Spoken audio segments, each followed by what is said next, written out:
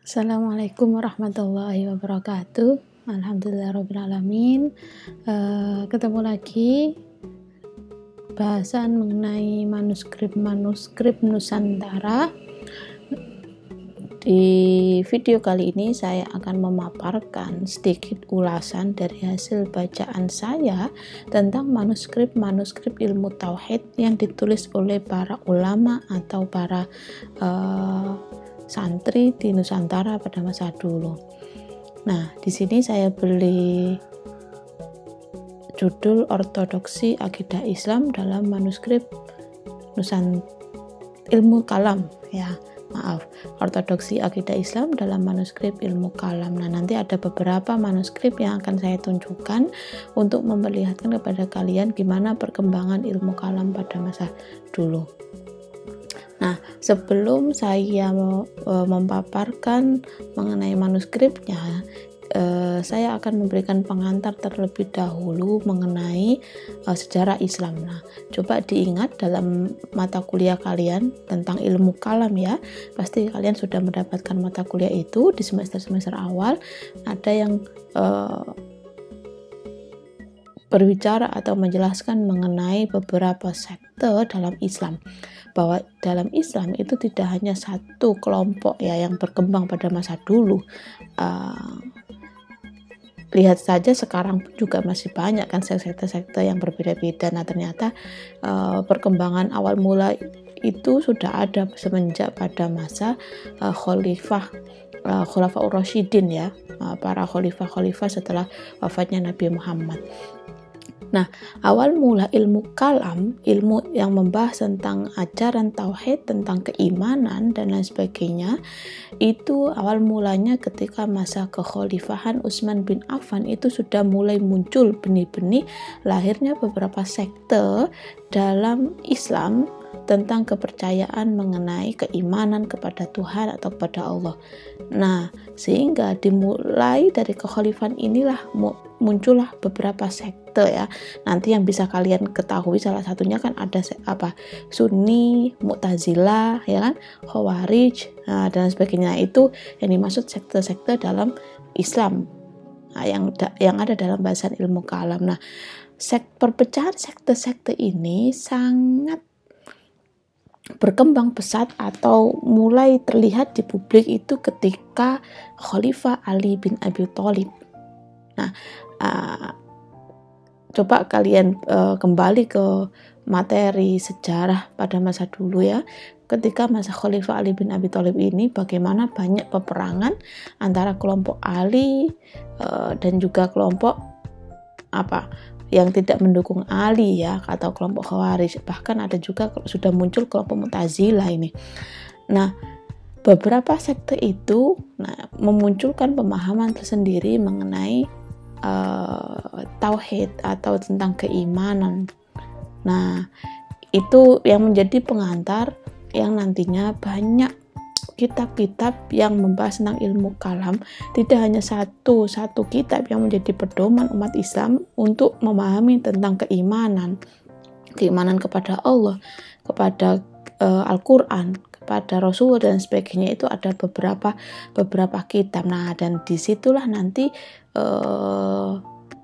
direkam oleh sejarah yang bisa kita lihat kembali dalam bentuk manuskrip tersebut.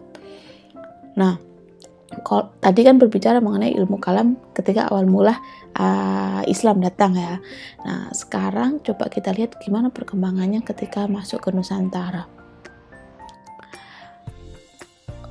Berkaca dari penjelasannya Martin van Bruynesen bahwa perdebatan ilmu itu ada dalam manuskrip abad 18-19 itu sangat gencar mengenai perdebatan keilmuan.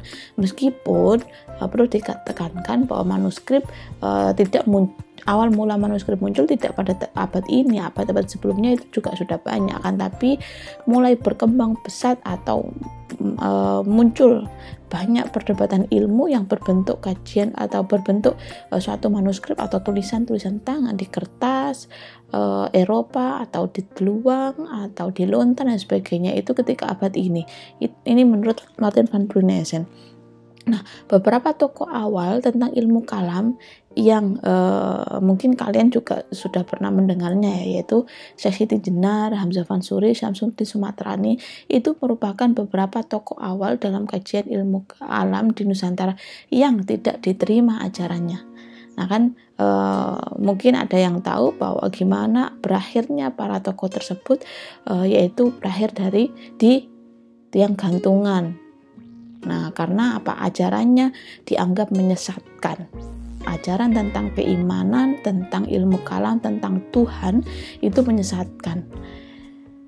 Nah, dari ajaran-ajaran yang menyimpang menurut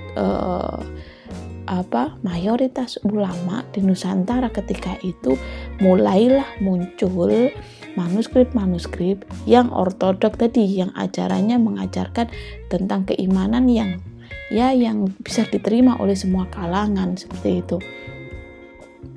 Nah, beberapa di antara manuskrip tersebut yaitu yang pertama, Kitab Samarqandi karya Ibrahim As-Samarqandi, lalu Kitab Durroh karya Yusuf As-Sanusi, Kitab Tilmisani karya Uman bin Ibrahim At-Tilmisani, dan juga Kitab Fathul Mubin atau Fathul Mubin karya Ibrahim bin Muhammad Al-Bajuri.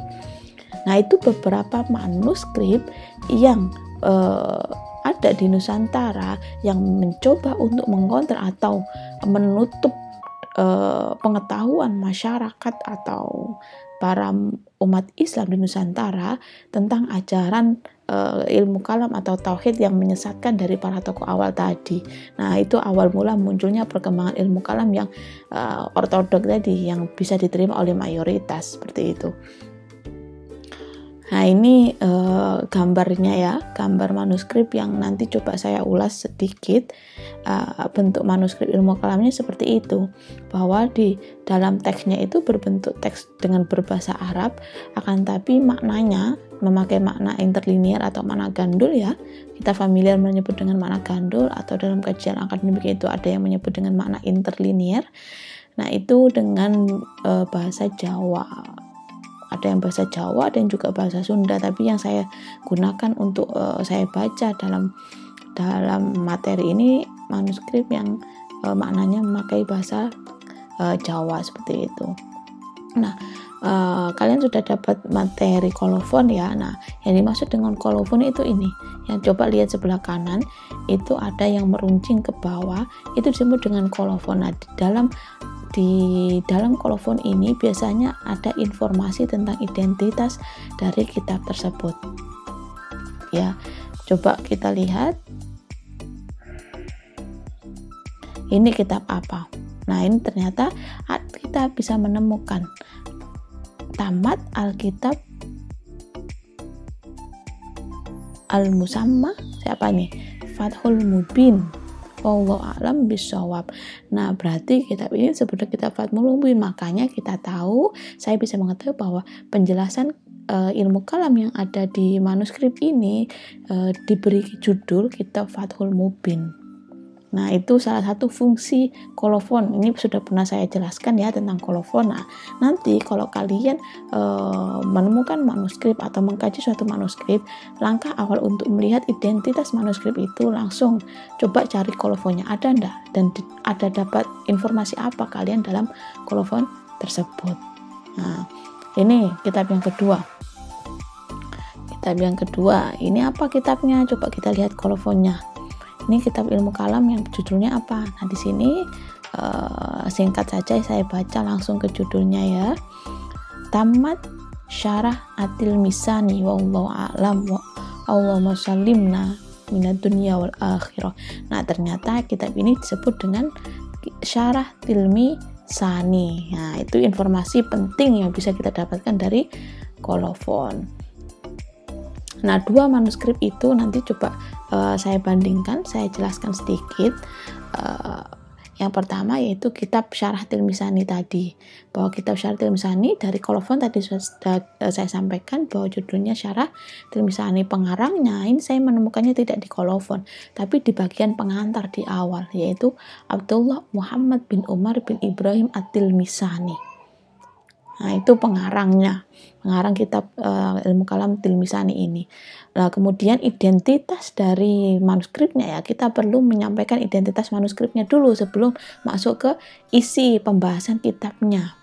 Sebagai langkah kajian filologis ya, kita harus mengungkap deskripsi manuskripnya, yaitu kertasnya pakai kertas deluang, di mana kertas deluang itu kertas buatan dari lokal Nusantara yang terbuat dari pohon sahe atau ada yang nyebut dengan pohon glugu dan sebagainya.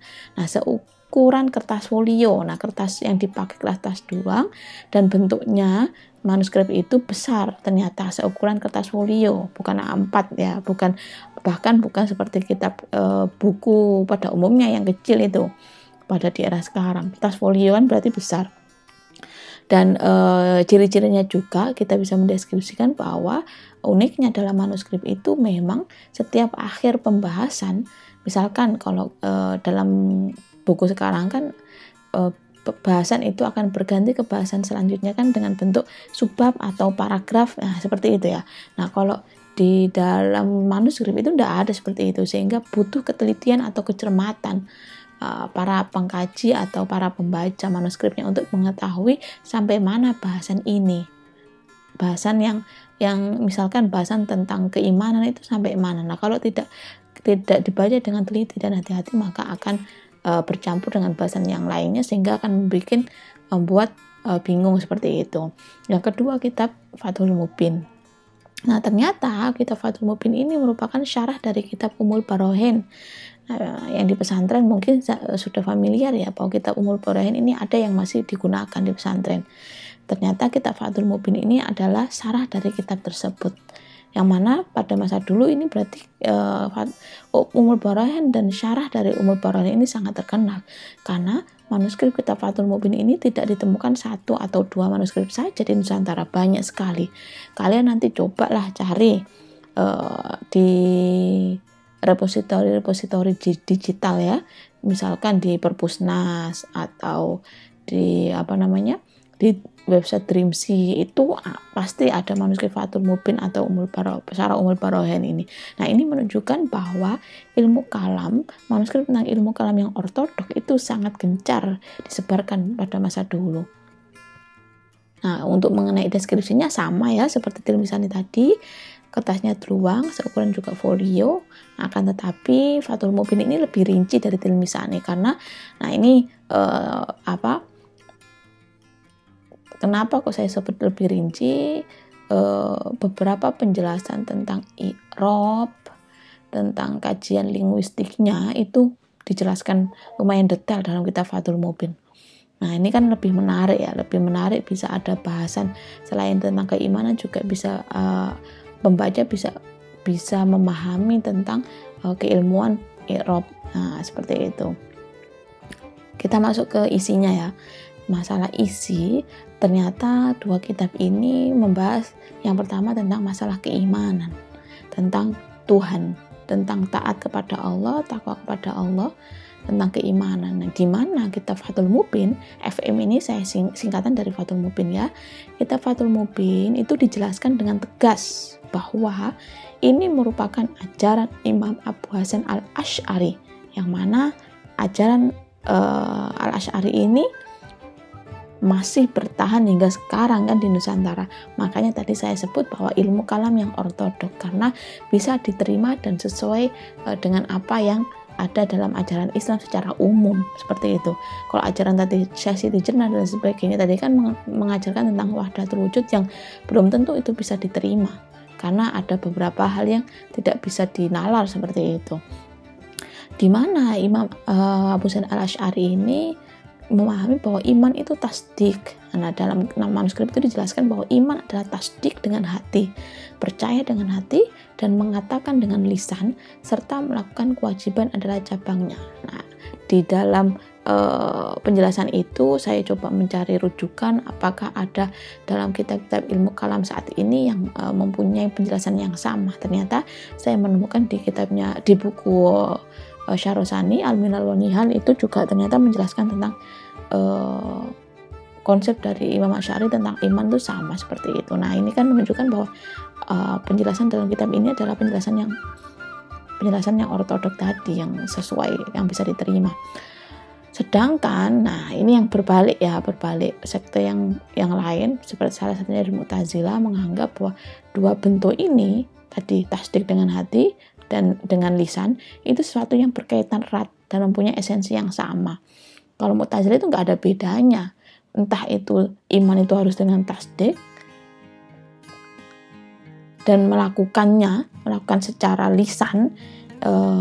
Kalau menurut Asy'ari itu suatu kewajiban, dan itu adalah cabang, bukan suatu inti. Tapi menurut Mu'tazilah dua-duanya itu inti, esensinya itu sama seperti itu. Nah, ini kan ada perbedaan, dan itu dijelaskan dalam manuskrip itu. Nah, ini menunjukkan bahwa ternyata pada manuskrip dulu itu meskipun ada perbedaan sekte, perbedaan golongan, tapi penjelasannya itu juga dijelaskan detail, bahwa menurut sekte ini seperti ini, menurut sekte yang lain seperti ini. Nah, ini menunjukkan bahwa ada ajaran moderat pada manuskrip atau ajaran pada masa dulu. Meskipun kitab ini sebagai counter atau tadi pembanding terhadap ajaran yang menyimpang, akan tapi juga pengarang atau penulis juga memberikan penjelasan bandingan agar rujukannya itu kan kuat, karena ada bandingan dari memberikan pengetahuan lebih kepada pembaca bahwa sekte lain ada perubahan, ada makna yang berbeda tentang iman tadi. Nah, polemik tentang keimanan dalam kitab Tilmisani itu dikaitkan dengan bentuk keimanan, apakah itu masuk makhluk atau bukan. Nah, ini ada nanti penjelasannya lebih panjang lagi ya kalau dalam ilmu kalam. Ini hanya saya sekilas katakan, kalau di Tilmisani tidak detail menjelaskan tentang tadi iman apakah tasdik atau lisan itu cabang, tapi lebih menekankan tentang keimanan yang kaitannya dengan makhluk atau bukan makhluk. Yang ini merupakan keimanan makhluk bukan makhluk ini kan sangat kental dengan sekte Mu'tazilah ya. Nah, sehingga kitab Tilmisani ini sangat terlihat untuk mengcounter penjelasan dari sekte Mu'tazilah itu sebagai pembanding dari sekte Mu'tazilah. Dalam Tilmisani dia menganalogkan dalam kitab tersebut tentang hamdalah. Lafadz hamdalah itu ternyata ada beberapa makna menurut dalam kitab Tilmisani. Lebih detail lagi, ada lafadz untuk memuji untuk dirinya. Tentang lafadz hamdalah itu ternyata maknanya banyak. Lafadz memuji untuk dirinya Allah, bahwa Allah itu kekal. Lafadz hamdalah juga memuji dirinya yang disematkan pada hambanya. Memuji dirinya tapi yang ada pada hambanya manusia itu. Oke. Lafadznya itu salah satunya dengan lafadz hamdulillah. Dan lafadz hamdalah itu yang keempat itu dalam kitab tersebut dijelaskan hanya seperti ini, tidak ada penjelasan lanjutan. Lafadz hamdalah al-hadis yang dikhususkan harus ada pada lisan dan hati. Berarti kan yang dimaksud bahwa tidak hanya omongan saja, kalau saya memaknai ya, tidak hanya lihat lisan tapi juga hatinya juga memuji terhadap kekekalan Allah. Itu yang nanti yang disebut atau iman itu di situ. Oke, ini penjelasan bandingannya bahwa Imam Malik dan Maturidi itu punya konsep yang berbeda, dan itu pun dijelaskan dalam kitab tersebut, yaitu salah satunya seperti kitab Tilmisani mengenai penjelasan Imam Malik. Nah, yang kedua adalah masalah taklid. Nah, taklid itu kan mengikuti tanpa mengetahui rujukannya lah, gampangnya seperti itu. Dalam manuskrip Fathul Mubin bahwa taklid itu dilarang. Nah, dan dia mengutip beberapa penjelasan para ulama yang beraliran Asy'ariyah. Ya, meskipun dengan mengatakan dalam kitab tersebut dikatakan bahwa imannya seorang muqallid, orang yang taklid itu dibolehkan, meskipun ada konsekuensinya yaitu berdosa. Itu maksudnya diserahkan pada orang tersebut. Silahkan kalau mau taklid, tapi konsekuensinya kalian berdosa, seperti itu. Itu ada penjelasannya dalam kitab Fathul Mubin. Nah, ada penekanan dalam Fathul Mubin itu mengenai mayoritas pendapat dari Imam Syafi'i, yaitu apabila takut terjerumus terhadap penyimpangan atau keraguan, ini ada penekanan, maka jangan sekali-kali mencoba memahami Tuhan dalam segi teologi tanpa dasar hujah. Meskipun tadi di awal ada penjelasan, ada diserahkan kembali ke orang tersebut ya. Akan tapi ternyata setelah itu ada penekanan ulang bahwa kalau iya boleh kalian taklid, tapi coba lihat bahwa kalau kalian menganut pendapat mazhab Syafi'i, maka kalau bisa sekali-kali ketika memahami Tuhan atau berbicara mengenai keimanan itu jangan taklid, harus tahu hujahnya, harus tahu dasarannya ya. Quran, hadis itu kalau bisa tahu minimal dalam hal keimanan. Ini menurut kitab Fathul Mubin. Berbeda, berbanding terbalik dengan kitab Tilmisani ya, bahwa taklid itu kalau Tilmisani lebih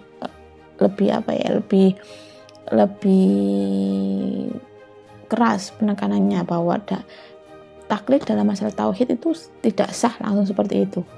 Dan ini menurut pendapat mayoritas.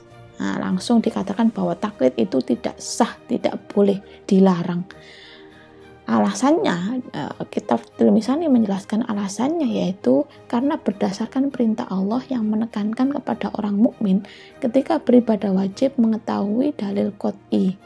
Kita beribadah saja wajib mengetahui dalil qot'i, apalagi kita beriman kepada Allah, masa nggak tahu dasar hujahnya. Nah, itu alasan logikanya yang disampaikan oleh kitab Tilmisani tadi.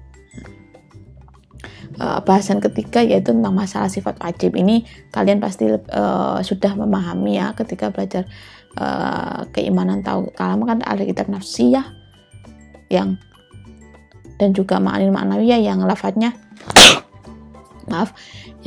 ada wujud, idam, bako. Nah, penjelasan mengenai itu bahasan yang ketiga. Saya tidak menjelaskan lebih detail karena di sini penjelasannya sama seperti penjelasan dalam kitab tauhid pada umumnya. Nah, dari penjelasan dalam manuskrip itu kita bisa melihat corak pemikiran kalam yang ada dalam manuskrip kuno. Ya, salah satunya yang pertama, isi dari penjelasan berkaca dari kitab akidah atau tauhid ini, Tilmisani dan Fathul Mubin, kita bisa melihat bahwa kitab itu mengajarkan tentang ajaran akidah Asy'ariyah. Nah, ini makanya kenapa kalau kalian bertanya-tanya kenapa sih kok madhab ilmu kalam di Nusantara itu sangat kental dengan Asy'ariyah. Nah, ternyata tidak terlepas dengan ajaran yang memang dari dulu para ulama mengarahkan ajaran tentang tauhid itu ajaran akidah Asy'ariyah. Maka tidak heran sampai sekarang ajaran itu masih bertahan seperti itu. Nah, dari dua kitab ini menjadi counter, menjadi pembanding ya terhadap ajaran Islam yang berkembang pada masa lalu. Ini yang sudah saya sampaikan tadi sebagai pembanding ajaran dari Wahdatul Wujudnya Syekh Sidinar, Al-Hamzah Fansuri tadi itu. Makanya saya sebut dengan ortodoksi tadi,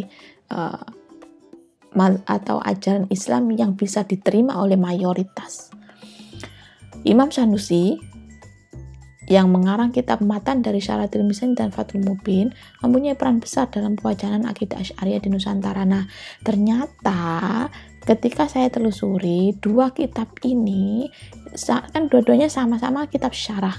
Ternyata matannya, nah sebelum syarah itu kan ada matan ya.